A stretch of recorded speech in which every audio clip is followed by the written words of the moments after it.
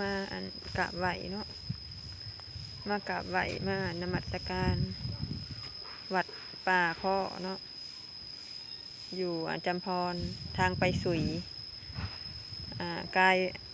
ไปสุยไปประมาณ100 เมตรเลี้ยวซ้ายเนาะขี่เข้ามากับประมาณ500 กว่าเมตรถึงมาหอดวัดป่านาข้อเนาะวัดป่านาข้อบ่ซื้อเพิ่นห่มเย็นเนาะอยู่นี่นะสงบห่มเย็นดี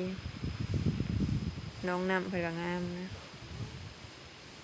มีพญานาคมีตัวแขเนาะเพิ่นปั้น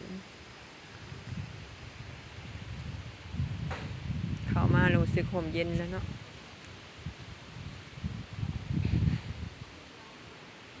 รู้สึกได้ถึงความเบาสบายห่มเย็นนะ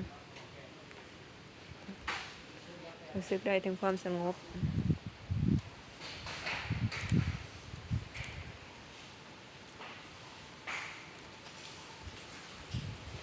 นี่เป็น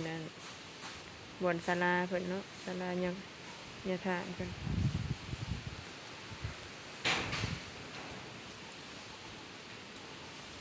มาสิไปเบื้อง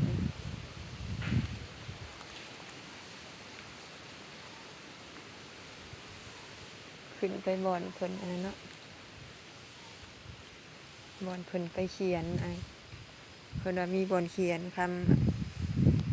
ำขอพรคำอธิษฐานเนาะให้อยู่ดีไม่แห้งให้หายเคราะห์หายโศกหายเคราะห์หายโศกทางขึ้นบ่อนขุมทรัพย์สร้างพระใหญ่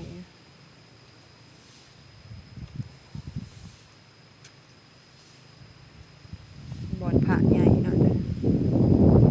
เพิ่นว่าหลังจากเหตุพิธีขอพรให้น้ำมนต์แล้วเนาะให้น้ำมนต์ให้น้ำศักดิ์สิทธิ์แล้วมีบ่อนพระใหญ่บรรยากาศก็จะประมาณนี้เนาะขึ้นเทิงเป็นบ่อนพระใหญ่เนาะอีเทิงนะเอาสิได้ขึ้นไปไกลบ่เบี้ยอยู่เทิงนะขึ้นไปไกลบ่ลูก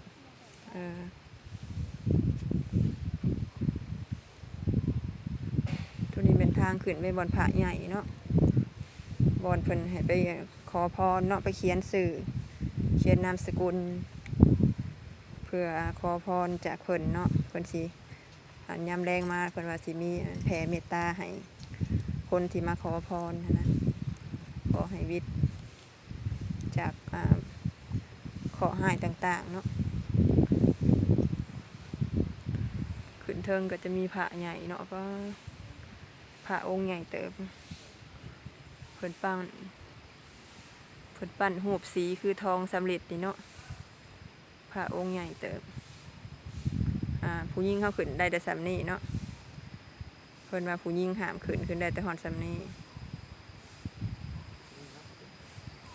ผู้หญิงห้ามขึ้นมาหอดแต่สำนี้แล้วก็เขาก็ถ่ายอยู่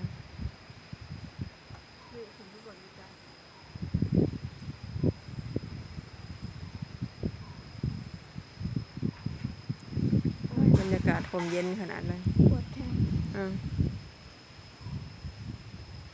คักเนาะอยู่คือทางขึ้นภูเนาะมันเป็นค่อยเนาะบรรยากาศคักกะลิพี่น้องลมเย็นคักกะลิสมวัดเนาะวัดป่านาคอเข้ามาแล้วรู้สึกได้ถึงความลมเย็นสงบนะอันนี้มันเป็นขึ้นไปกราบไหวเนาะเขียนสื่อ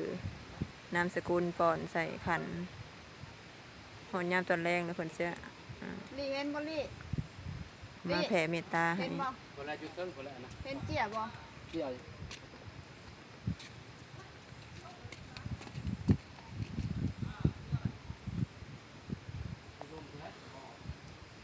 ลีใต้ทูบแล้วลงมาว่าอยู่ในนั้นกำลังสิบอกคนว่าอยู่ลุ่มเขาว่าใต้ทูบเออ ปอนลงคุมทรัพย์ เขียนหนังสือแล้วไปเขียนเลยไปเขียน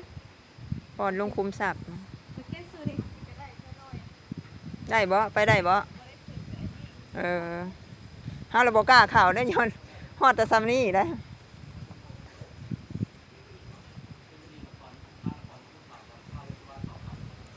เรื่องนี้เป็นพิธีเขียนสื่อนามสกุลเนาะแล้วก็วันเดือนปีเกิดผู้ที่ห้ามาขอพรขอสิ่งศักดิ์สิทธิ์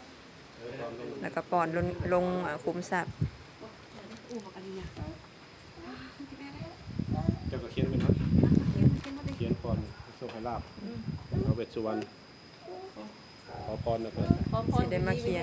นใส่สื่อนามสกุลแล้วก็อายุบ้าน สิได้มาเขียนสื่อขอพรนะเพิ่นเนาะ